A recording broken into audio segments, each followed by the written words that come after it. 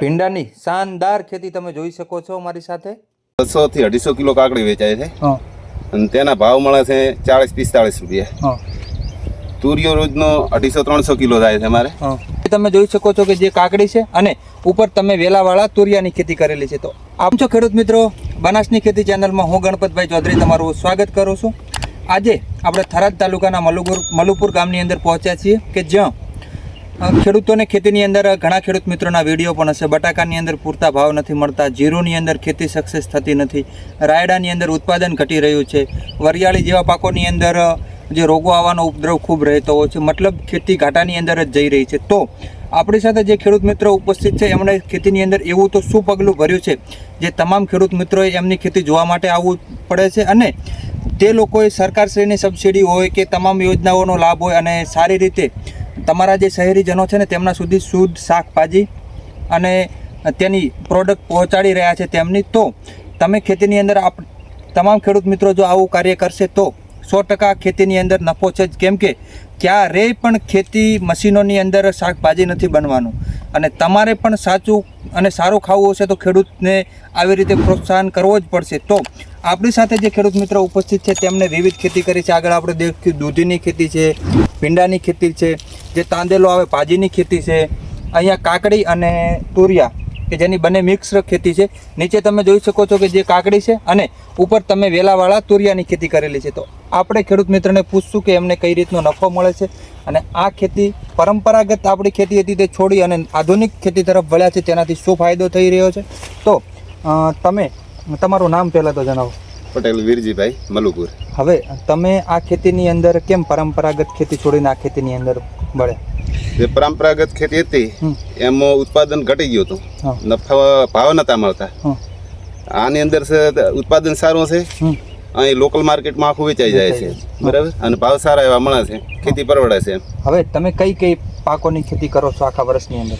અમે તુરિયા છે, કાકડી છે, ભીંડા છે, ચોળી છે, ગુવારી છે, આવી બધી વિવિધ સિઝન પણ હવે સિઝનેબલ ખેતી કરીએ છીએ. હવે ઘણા ખેડૂત મિત્રો કાકડીની આવી ખેતી કરતા હોય છે પણ મહેનતના અભાવે છોડી દેતા હોય. આ પ્યોર આખું સ્ટ્રક્ચર ઊભું કરવાનું કારણ શું? આ રહ્યા છે ને, આ ઉપર વેલા ઉપર ચડે ને તો આખો માલ સારો બેસે અને નીચે કાકડી ડબલ ખેતી થાય. ડબલ ખેતી થશે તો જ આવકમાં વધારો થશે. જે ડબલ આવકનો મતલબ છે એવી રીતે સીધા નહીં કે જેને 100 રૂપિયાની વસ્તુ છે એના 200 રૂપિયા કહેવાથી ડબલ આવક નહીં થાય, પણ તમારે ખરેખર આવું કરવું પડશે. આ એક બીજી મિક્સ ખેતી કરવાથી કોઈ નુકસાન નથી થતું? ના, કોઈ નુકસાન નહીં. તમે કેટલી વાર્ષિક કમાણી કરતા છો? આ તુરિયા અને કાકડીનું જે પાક છે આની અંદરથી કેટલું ઉત્પાદન કરો છો દિવસનું? આમાંથી રોજને 200 થી 250 કિલો કાકડી વેચાય છે અને તેના ભાવ મળે છે 40-45 રૂપિયા. તુરિયો રોજનો 250-300 કિલો થાય છે અમારે અને તુરિયાના ભાવ 40 રૂપિયા રોજના મળી રહે છે એમાં. તો ખેડૂત કિલોના અત્યારે જે સિઝન છે તમે ખેતીની અંદર શાકભાજીની ખેતી કરતા ખેડૂત મિત્રોને વિનંતી કરું છું કે તમે એવી રીતે ખેતી કરો કે જે તબક્કાની અંદર શાકભાજી ઓછું આવતું હોય. જે શિયાળુ ઋતુથી ઉનાળુ ઋતુની અંદર જ્યારે આપણે પ્રયાણ કરતા હોઈએ એવા સમયની અંદર શાકભાજીનું ખૂબ જ મહત્વ હોય છે, કેમ કે બજારની અંદર શાકભાજી નથી મળતું. તો આવી યોજનાઓ માટે રાજ્ય સરકાર પણ ખૂબ યોજનાઓનો લાભ આપે છે ખેડૂત મિત્રોને. તમે મલ્ચિંગ માટેની છે, વેલાવાળા મંડપવાળા કાચા જે શાકભાજી પાકો માટે પણ સબસિડી મળતી હોય છે. તો આવી સબસિડી લઈ અને આ જ ખેતી ચાલુ કરી નાખો. કેમ કે ઘણા ખેડૂત મિત્રોને મનની અંદર એક બીજો પણ પ્રશ્ન હોય છે કે ભાવ નહીં મળે. દુનિયાની વસ્તી ખૂબ જ વધી રહી છે અને સારું શાકભાજી ખાવાની શહેરીજનોની માંગ પણ હોય છે.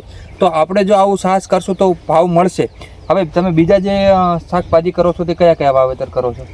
અત્યારે હજી પેલી બાજુ ચોળીનું વાવેતર છે, પછી તોદરલો છે, પછી ભીંડી છે અને કારેલા છે. હવે આની અંદર આપણે એવો પરફેક્ટ આંકડો નથી આપતા, પણ પરંપરાગત ખેતી આપણે પકડીએ તો જીરુની અંદર 60-70 હજાર 80 હજારનો નફો થતો હોય છે. રાયડાની અંદર 50-1 હજાર આસપાસ એક એકરનો નફો થતો હોય છે. બીજી પણ પરંપરાગત ખેતીની અંદર તમને શું લાગે ખર્ચો પહોંચી વળે એવું છે એટલામાં? હા, જે આપણે પરંપરાગત ખેતી કરતા એનાથી ડબલ નફાનું ધોરણ રહે છે. અને મહેનતની અંદર વાત કરીએ તો એના કરતા રોગોનું કે રિસ્કનું લેવલ કેવું છે? નહીં, એવું કોઈ નથી. તો ક્યારે એવું નથી થતું કે આ વાવેતર કર્યું ને તેના ભાવ ના મળ્યા હોય કે એવું થતું હોય ક્યારે? ના, જો સિઝનેબલ વાવેતર કરો ટાઈમસર તો એવો કોઈ ઇસ્યુ આવતો નથી. પણ જો કે પછી સિઝન એડિયાચીડ પછી કરો તો એ થોડો પ્રોબ્લેમ રહે. પણ સિઝનેબલ ગમે તે શાકભાજી કરો તમે તો ભાવ મળી રહે, અહીં લોકલ માર્કેટમાં આખું વેચાઈ જાય છે અને સારો એવો નફો બેસે. તો એવામાં તમે કેટલા વર્ષથી આ ખેતી કરો છો? લગભગ છેલ્લા 5-1 વર્ષથી આ ખેતી કરીએ છીએ. ક્યારે એવું બન્યું હોય કે તમારી વસ્તુ બજારમાં ના વેચાણી હોય? ના, એવું ક્યારે નહીં બન્યું. તો ખેડૂત મિત્રો, માત્ર પરંપરાગત ખેતીની અંદર કંઈ નહીં મળે, કેમ કે બધા ખેડૂતો આવી ખેતી કરતા હોય. તો તમે પણ આ ખેતી માટે તમારો અભિપ્રાય કોમેન્ટની અંદર અવશ્ય જણાવજો. હું પાછળથી તમને જે બીજા પણ એમના પાકો છે તે પણ બતાવવાનો પ્રયત્ન કરશું. અમને માહિતી આપી એ બદલ, અમારા ખેડૂતોને માહિતી આપી તે બદલ તમારો પણ ખૂબ ખૂબ આભાર. ધન્યવાદ ખેડૂત મિત્રો. મિત્રો, તમે જોઈ શકો છો કે આ જે તુરિયાની ખેતી છે તેનું કઈ રીતનું સ્ટ્રક્ચર ઊભું કરવામાં આવ્યું છે, અને નીચે કાકડીની પણ ખેતી છે. જે આખા તેના તાર છે, એની આજુબાજુમાં જે તમામ જગ્યાએ જેનું આખું સ્ટ્રક્ચર છે તેની અંદર ઓછી મહેનતે ઓછા ખર્ચે વધુ ખેતી થઈ શકે. અને જે ચોળીનું પણ વાવેતર તમે જોઈ શકો છો. ચોળીની અંદર નોર્મલી થોડી મજૂરી વધારે રહેતી હોય, પણ સારા એવા ભાવ મળી જતા હોય છે. સાથે જ ભીંડાની ખેતી પણ તમે જોઈ શકો છો મારી સાથે. ભીંડાની અંદર સારી એવી વેરાયટી લગાવી અને ભીંડાનું પણ સારું એવું બજાર મળી રહે છે ખેડૂતોને. તો જે ખેડૂત મિત્રો વધુ નહીં તો ઓછી ખેતી કરો, પણ પરંપરાગત ખેતી પણ છે, જમીન છે તો ખેતી કરવી જ પડશે, પણ આધુનિક તરફ પણ વળવું પડશે.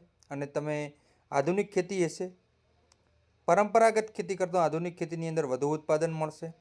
થોડી મહેનત વધશે, પણ સ્માર્ટ ખેતી કરવી પડશે, તો જ ખેડૂતોનું ઉત્પાદન વધશે, આવક ડબલ થશે અને માર્કેટની અંદર ખેડૂતોને જે મજબૂત ઓળખ મળશે. તમે જોઈ શકો છો કે નાના એવા ભીંડાની અંદર કેવડો છોડથી વધારે ભીંડો મોટો થયો છે.